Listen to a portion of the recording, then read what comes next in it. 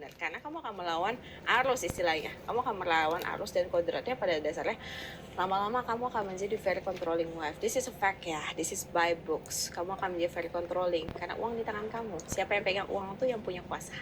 Walaupun orangnya baik, walaupun dia lemah lembut. 10-20 tahun kamu lihat suami kamu gak pernah kerja. Gak mungkin kamu gak mau ngontrol dia. Itu by basis, by human, karena kita manusia. Tapi kalau kamu yakin kamu bisa menjamin rumah tangga yang baik dan kamu berani mengambil konsekuensi itu, ya itu tanggung jawab kamu.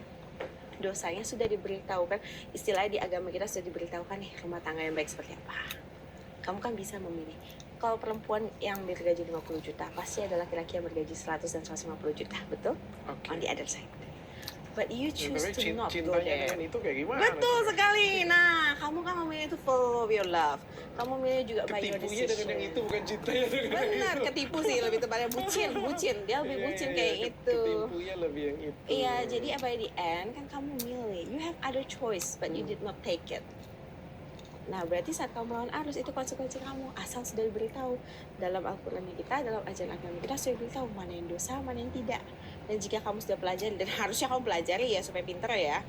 Nah, kalau kamu sudah pelajari dan kamu tetap lakukan, tanggung jawab kamu. Itu yang paling aku suka dalam nilai Islam adalah segala hal itu pertanggungjawabannya kita karena sudah diberitahukan dan sudah kamu lakukan secara sadar. Oke. Poligami. Yes. Everywhere gitu. Poliandri nggak ada ya?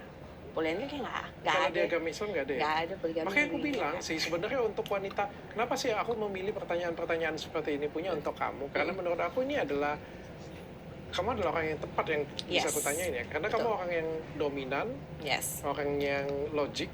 But I choose Islam. Iya, udah memilih Islam. Betul. Dari luar loh. Yes. Dari luar loh, pindah ke sini loh kayak gitu punya ke Islam.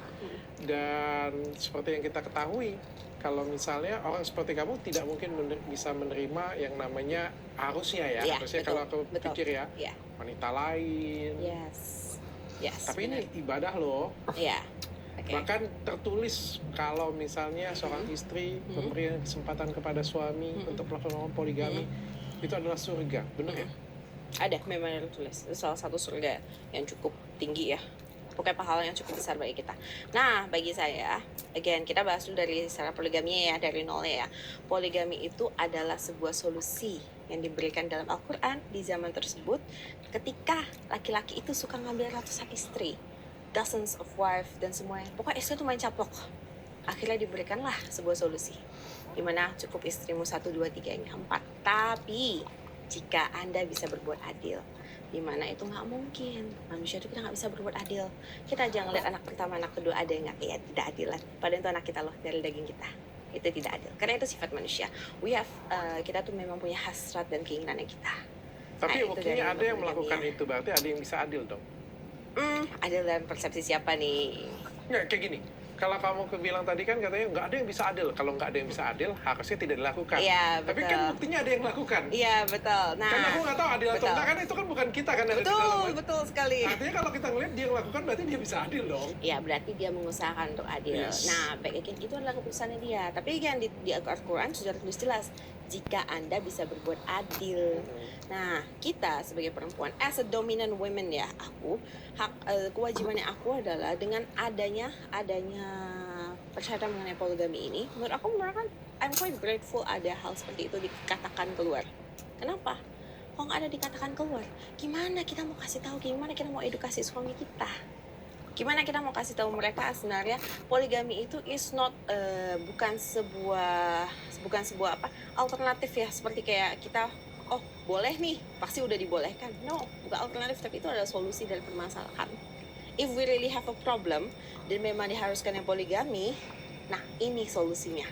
Jangan ambil terlalu banyak dan janganlah Anda berbuat janganlah kamu sampai tidak adil. Betul kan? Itu solusinya. Adil itu kan terjadi di belakang ya? Nah, betul. Itu ada kan di belakang. Nikah di depan. Nah, sekarang kita masuk ke bagian nikahnya. Nah, gimana kalau sampai perempuan istilahnya lah, coba suatu one day suami saya, saya janji akan adil. Iya, janji akan adil. Nikah, habis itu nggak adil. Nah, lu mau ngomong apa? Nah, betul sekali. And it will happen. Dan itu akan terjadi kan, basically kan, as a human. Paling nggak dari 10 case adalah terus yang 2 kali. Adil bagi aku. Benar. Nah tapi kan again, keadilan itu kan bukan hak dia untuk menentukan juga, kan kita bukan satu-satunya hakim di dunia ini, yang melihat kita kan Allah by the end of the time. Jadi saat kita mau mengeluh seperti itu, kita nggak guna juga kalau kita misalnya sudah terjadi dan dia melakukannya, dan dia mau memaksa untuk melakukannya, dan dia memaksa, kayak Adil nih case-nya, paling gampang jawabannya, kamu berserah kepada Allah, kamu minta jalan keluar kepada Allah, kamu ikhlas.